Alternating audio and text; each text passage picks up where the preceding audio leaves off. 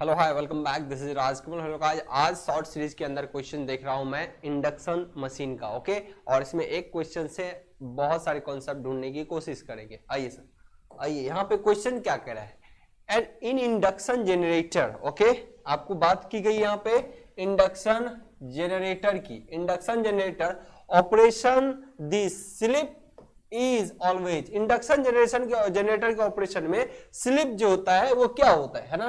तो क्वेश्चंस के आधार पे हम बहुत सारे क्वेश्चंस को आंसर को और भी लाने की कोशिश करेंगे, बहुत सारे क्वेश्चन भी क्रिएट करने की यहाँ पे कोशिश करते हैं लगातार। ओके ना, तो यहाँ पे देखिए आपको इंडक्शन का वैल्यू आपको पता है कि यहाँ पे देखते ही बहुत बच्चे कहेंगे कि सर नेगेटिव होता है, यानी एस का मान आपको इंडक्शन जनरेटर के हमेशा नेगेटिव होता है। लेकिन क्यों होता है? तो एस का मान पॉजिटिव किस में होता है, एस का मान एक से ज्यादा किसके लिए होता है, ये सारी चीजों की चर्चा होगी। सबसे पहले इंडक्शन जनरेटर जब भी होता है, इसका मतलब जब भी जनरेटिंग मोड की बात करें, हम जनरेटर की बात करें किसका सर, इंडक्शन जनरेटर की, तो यहां पे क्या हो जाता है सर, एनआर रोटर की गति किससे बड़ा हो जाता है सर, आपके एनएस से, सिंक्रोनस स्पीड। ओके, ये फिजिकल स्पीड है और ये इमेजिनरी स्पीड है किसका, फील्ड का। ओके, सो आपके जो एनएस चल रहा होता है मोटर के केस में एनएस एनआर से आगे चल रहा होता है, लेकिन जनरेटर के केस में आपका एनआर क्या हो जाता है, एनएस से आगे। तो ऐसा कंडीशन हमेशा क्या कहलाता है सर, जनरेटर मोड। नाउ अगर स्लिप की यहां को कैलकुलेट किया जाए तो क्या हो जाएगा सर, एनएस माइनस एनआर बटा एनएस। अब यहां से देखो सर, आप वैल्यू यहां पे चेक करोगे ना, तो ये बड़ा हो गया किन से, इस एनएस से। दैट्स व्हाई अगर ओवरऑल वैल्यू देखें तो ये वैल्यू कैसा हो जाएगा आपको, नेगेटिव। एस का मान आपको क्या दे रहा है सर, नेगेटिव। इसीलिए इंडक्शन जनरेटर के केस में आपका मशीन कैसा बिहेव करता है सर, नेगेटिव स्लिप। कैसा बिहेव करता है सर, नेगेटिव स्लिप। आप यहां से और भी कुछ चीजों की जानने की कोशिश करेंगे सर। यहाँ पे मोटरिंग मोड में स्लिप का वैल्यू क्या होता है, जनरेटिंग मोड में स्लिप का वैल्यू क्या होता है, ब्रेकिंग मोड में क्या होता है, और टॉर्क जो स्पीड कैरेक्टरिस्टिक होता है उसमें स्लिप किधर से किधर घटता बढ़ता है, सारी जानकारी इस क्वेश्चन से हम लेने की कोशिश करेंगे। आइए सर, ये टॉर्क का कैरेक्टरिस्टिक है, ये स्पीड है, ठीक है। और टॉर्क ये मशीन का स्टार्टिंग टॉर्क होता है। मशीन का स्टार्टिंग टॉर्क कहां होता है, यहाँ पे। मतलब जब शुरुआत भी करोगे ना, आप शुरुआत भी करोगे तो मशीन कम से कम स्टार्टिंग कुछ ना कुछ टॉर्क लेता है। यानी आपके एक और क्वेश्चन यहां से तैयार होते हैं, आपसे कई बार पूछा जाएगा इंडक्शन मशीन एट स्टार्टिंग उसका जो होता है टॉर्क क्या होता है, जीरो होता है या लो होता है या हाई होता है या बहुत ज्यादा होता है।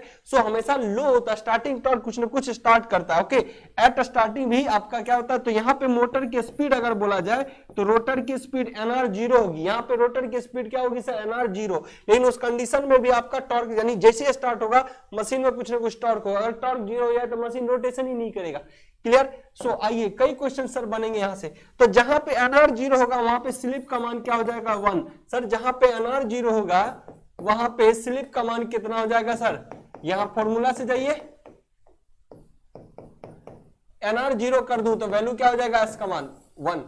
ओके, सो मैं बात करूं अगर जहां पे एनआर आपका जीरो वहां पे एस 1, तो और मशीन अपने सिंक्रोनस स्पीड कहां पे चल रहा है, ये देखिए एनएस, मशीन का एनएस यहां पे रहता है।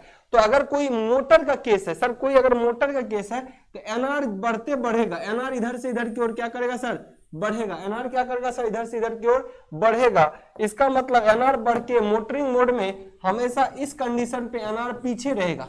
एनआर हमेशा किससे पीछे रहेगा सर, एनएस से।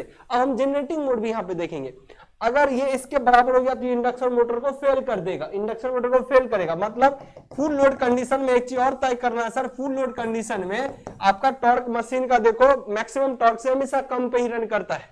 मशीन का मैक्सिमम टॉर्क जो होता है टी मैक्स यहाँ पे होता है, और जहां पे टी मैक्स होता है वहां पे एस का वैल्यू क्या होता है सर, एस का वैल्यू क्या होता है, इन सारी चीजों की जानकारी होनी चाहिए। क्या होता है sir, R2 bye X2, R2 bye X2 क्या होता है sir, R2 bye X2।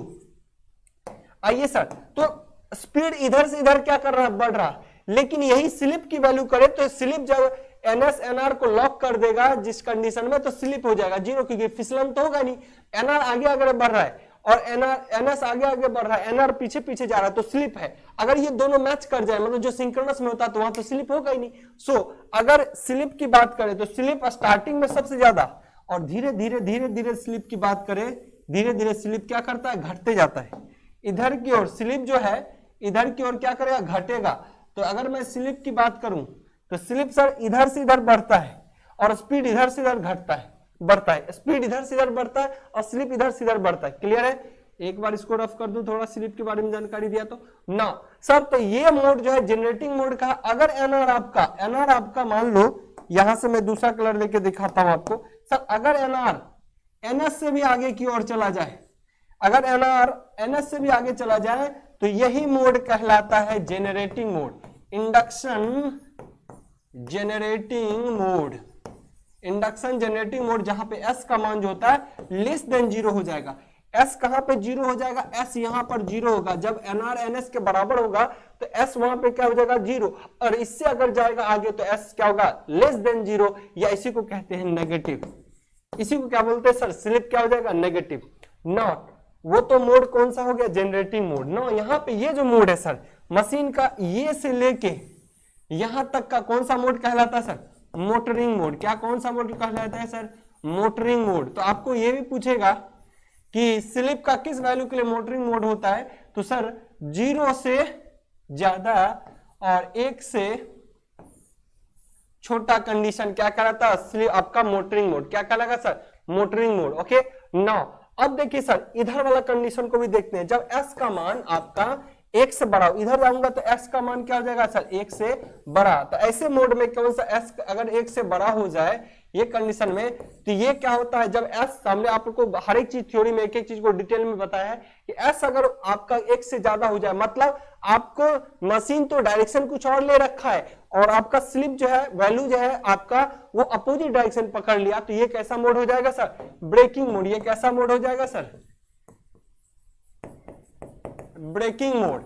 Okay, तो कई क्वेश्चंस बनने लगे और कई सॉल्यूशंस आपको दिखने लगे यहाँ पे, ये इसीलिए मैं बोलता हूं यहाँ पे क्वेश्चंस एक बट मल्टीपल कॉन्सेप्ट देखते हैं ना। यहाँ पे एनआर 0, आई होप सारे मोड आपने देख लिया। सर एक चीज और ध्यान रखना, इसी में कई बार क्वेश्चंस आपसे ये भी पूछ देता है कि इस जोन में मशीन क्या होता है और इस जोन में मशीन क्या होता है। तो इस जोन में मशीन स्टेबल होता है, ये भी ध्यान रखें, और इस जोन में मशीन अनस्टेबल होता है।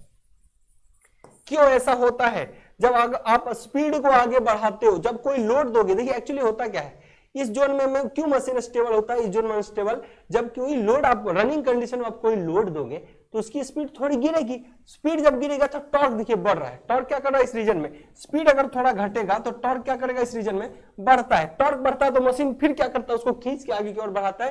तो कोई लोड बढ़ाने पे मशीन फिर भी अपना मोटरिंग मोड कंडीशन फॉलो करता है।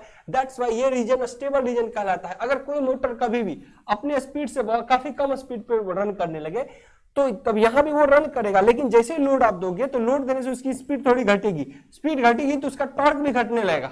टॉर्क बढ़ेगा तो एक टाइम आएगा मशीन क्या हो जाएगा सर? बंद हो जाएगा। मोटर क्या हो जाएगा सर? बंद हो जाएगा। इसीलिए क्या होता है सर? ये कंडीशन अनस्टेबल रीजन कहलाता है। तो कई बार क्वेश्चन ये भी पूछता है आपसे, ध्यान समझिए, कई बार क्वेश्चन ये भी पूछता है कि अनस्टेबल रीजन में जो मशीन होता है वहां पर स्लिप का वैल्यू क्या होता है? ज्यादा। जब कोई मशीन अनस्टेबल रीजन में रन करता है इसका मतलब स्लिप का वैल्यू ज्यादा होगा, और जब कोई मशीन स्टेबल रीजन में काम करता है तो स्लिप का वैल्यू इधर क्या होगा? कम। इधर देखो 0 होगा, 0.1 होगा, 0.2 होगा, यहाँ क्या है? 1 है, 0.9 है, मैक्सिमम स्लिप का वैल्यू। ओके, कई बार ये भी बोलेगा अनस्टेबल रीजन में स्लिप जो है टॉर्क के डायरेक्टली प्रोपोर्शनल होता है इनवर्सली, क्योंकि टॉर्क दो रीजन में होता है सर। टॉर्क दो तरीके से होता है, टॉर्क स्लिप के डायरेक्टली प्रोपोर्शनल भी होता है, टॉर्क स्लिप के इनवर्सली प्रोपोर्शनल भी होता है। ये डिपेंड करता है स्लिप के किस वैल्यू के लिए होता है, ज्यादा वैल्यू के लिए डायरेक्टली होता है या कम वैल्यू के लिए इनवर्सली होता है। तो आप देखो सर, आप देखो टॉर्क, सर टॉर्क जब कम हो रहा है, टॉर्क जब कम हो रहा है तो स्लिप क्या कर रहा है? बढ़ रहा है। देखिए टॉर्क जब कम हो रहा है, ये टॉर्क है, ये टॉर्क जब कम हो रहा है तो स्लिप इधर की ओर क्या कर रहा है? बढ़ रहा है। सो इस कंडीशन में टॉर्क और स्लिप का इनवर्सली प्रोपोर्शनल होता है।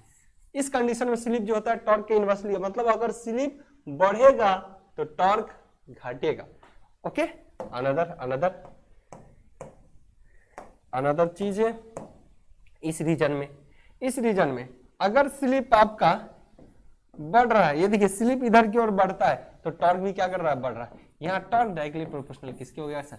स्लिप के। तो सर एक क्वेश्चन से हमने कितने चीजों को सीखने की कोशिश किया, और जितने क्वेश्चंस बनने की कोशिश होती है हम उतने कोशिश करते हैं आपसे बनाएं और उसके सॉल्यूशन भी दें, ताकि ये सीरीज आपके लिए बहुत इंपॉर्टेंट हो जाए।